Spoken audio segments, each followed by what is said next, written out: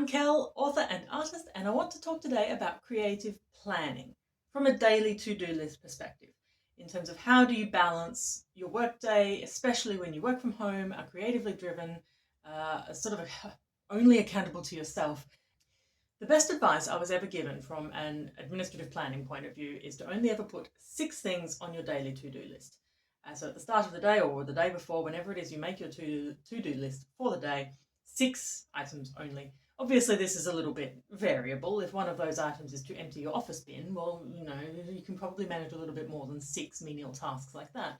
If you have an item at the top of your list that is edit my 100,000 word ebook, you're probably not going to get that done. You're definitely not going to get to the rest of the things, and you're going to be very stressed and freaking out the entire time, and it will lead to poor work and burnout.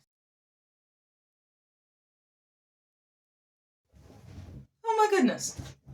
We're okay. Where was I?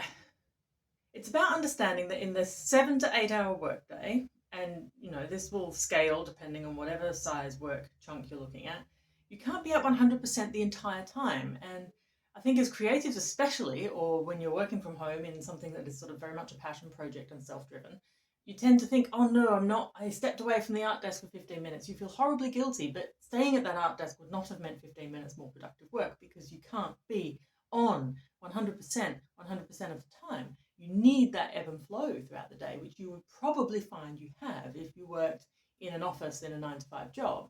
There's periods where you get up and you talk to colleagues, or you have to go to the printer for some purpose if you still print things out, and those give you natural breaks throughout the day that you just don't get when you work from home. The point is, if you try and schedule wall to wall stuff that will take up every single minute of that 7 to 8 hour day, if anything goes wrong, it goes out the window. Schedule with padding.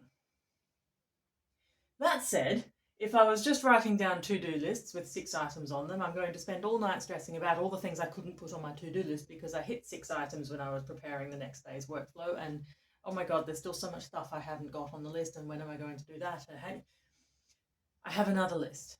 It's called the Hungry Beast, and it has everything on it.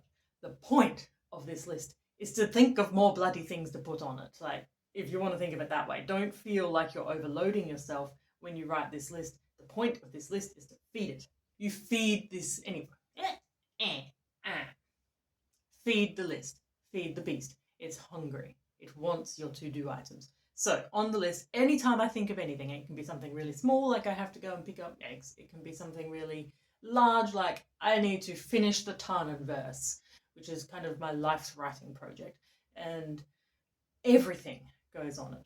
Big projects, little projects, simple household tasks, chores I have to get done, all of that stuff goes on the list. I don't, when I write it on this list, have to stress about how or when I'm going to get it done. The point is to get it out of my head, so that when I go to relax, I'm not sitting there running through all the things I have to do and trying to remember if I've got them all or not. It does help. And so when you look at this list, the point is not to look at it and go, oh my goodness, I have to do all these things. You might find that 3/4 of it, after a certain period of time has passed, things change. You go in a different direction, something is taken care of, something else happens, a project changes, someone does something for you, and oh look, the dog vacuumed the house. Wouldn't that be lovely? The daily list comes off the Hungry Beast. Once the Hungry Beast has had time to kind of eat and chew over and digest the items that are on it, you then have a little bit more distance, and you can better determine whether or not this is something you actually need to do. And quite often I'll write things on that giant hungry to-do list and then look at it later and go, yeah, that's actually not that important. Or there's a better time for that and it's not now. And because I've written it down and let it sit there, I can be more objective than if I'm just like, oh my goodness, I need to fix my website yesterday, off we go. And suddenly what I'd actually needed to do this week, which was finish a few chapters and edit a book, doesn't get done because I'm working on my website, which actually isn't really that critical for another 3 months. It's sort of, just gives you a little bit more space when you can see all these things written down next to each other and go, this is the more important one. The other advantage of having the Hungry Beast list is you can look at it and go, okay, that's a really unpleasant task and it needs to get done. I'm going to put that on my daily list. Here are some other more pleasant tasks that I can put with it so that the whole day doesn't feel like misery. You can better see and plan for those things so that you can make them work for you. And for some people it might be, yes, I like to just have a couple of days, they're misery days, but I get them done. It only happens every now and then, that's fine, the rest of it's fun. For others it might be space those things out a little bit so that they become less tedious when you're doing them. So that's pretty much it. You have a big hungry beast list, and then you have what I'm now calling the little daily cat list, which is think about how much activity your average house cat does in a day. It might have a few manic bursts of tearing about the place and doing zoomies, and then mostly it sleeps and eats. And that is not that you should mostly be sleeping and eating, although you do you.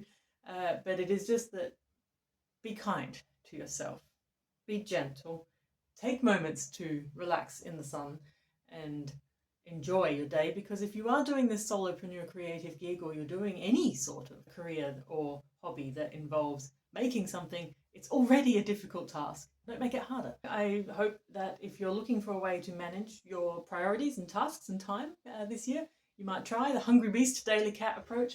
I hope it's helpful. And if it doesn't work, it will be something that propels you in another direction that perhaps will. Stay creative.